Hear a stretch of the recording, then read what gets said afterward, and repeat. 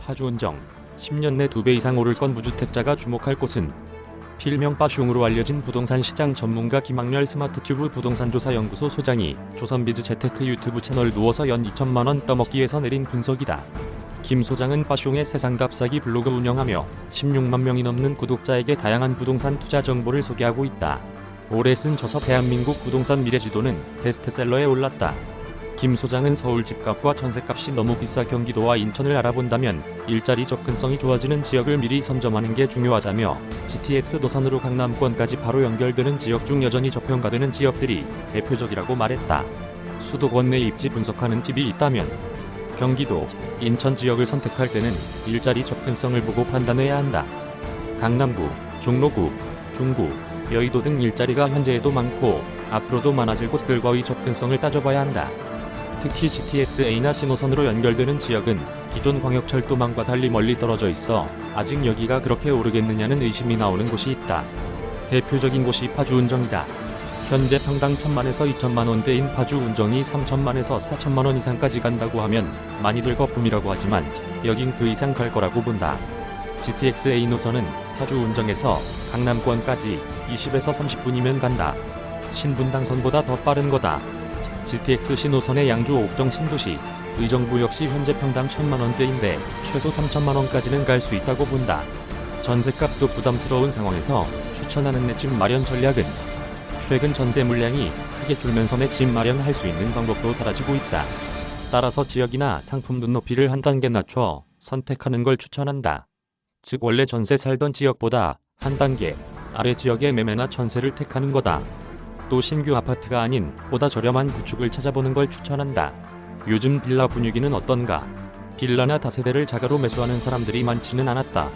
그런데 최근 아파트 전세값이 많이 오르니 서울의 경우 2년간 안 오르던 빌라나 다세대 시세도 덩달아 뛰었다. 서울 빌라 값이 부담스러워진 수요자들이 인천이나 경기도권이 빌라로 갔고 그러다 보니 이쪽도 전세 매물이 잘 없다. 경기도 수도권에 있는 다세대 빌라도 시세가 오르는 추세다. 결국 전세 공급을 충분히 못한 정부 정책 실패, 영향이 반영된 건가? 절대적인 책임은 정부 정책이다. 가격이 올라가는 건 수급 문제이기 때문에 공급을 늘리고 시장에 거래될 수 있는 매물을 늘리면 해결될 수 있었는데 처음부터 원인 분석이 잘못됐으니 문제가 걷잡을 수 없이 커졌다. 공급 정책에는 신규 공급과 거래될 수 있는 매물을 시장에 끄집어내는 방법이 있는데 양쪽 다 실패했다. 물량이 충분하다는 이유로 4년 동안 인허가나 추가 공급을 많이 못했다. 여기에 실거주, 임대차 요건 강화 탓에 실질적인 거래 매물이 확 줄었다. 사람들이 좋아하는 입지의 상품은 거래량이 늘지 않고 있어 진퇴양난의 상황이라고 본다. 정부가 부동산 문제를 적극적으로 해결할 의지가 있는지 의문이 들 정도로 이젠 사실상 손을 놓고 있다. 우선 임대차법을 폐지하고 지금은 팔고 싶은 사람들이 너무 많기 때문에 다주택자들 양도세를 일반과세만 하더라도 매물은 쏟아져 나올 거다.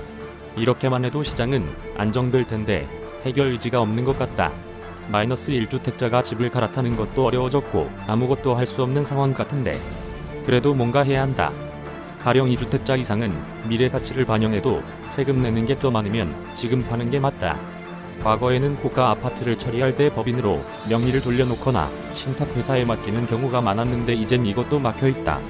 그러다 보니 작년부터 새로 유행한 것은 증여다. 증여세를 내더라도 미래 가치를 따져볼 때 더 이득이라고 생각하는 거다. 계속 보유할 가치가 있는 주택들은 명의를 분산하는 방법으로 가져가되 5에서 20년간 보유할 가치가 없다고 판단되면 지금 양도세를 중과하더라도 파는 게 낫다. 추가로 구입하는 것도 똑같은 기준으로 선택하면 된다. 강남권에 있는 아파트들이 평당 1억 원인데 평당 2에서 3억 원이 될 것이라고 보면 사는 게 맞다. 1주택자들이 제일 곤욕이다.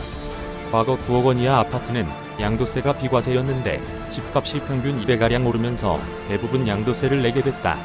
양도세를 내고 다른 집으로 이사하려 해도 15억 원이 넘으면 대출이 나오지 않으니 현재 사는 집보다 더 나은 곳으로 갈 수 없는 거다.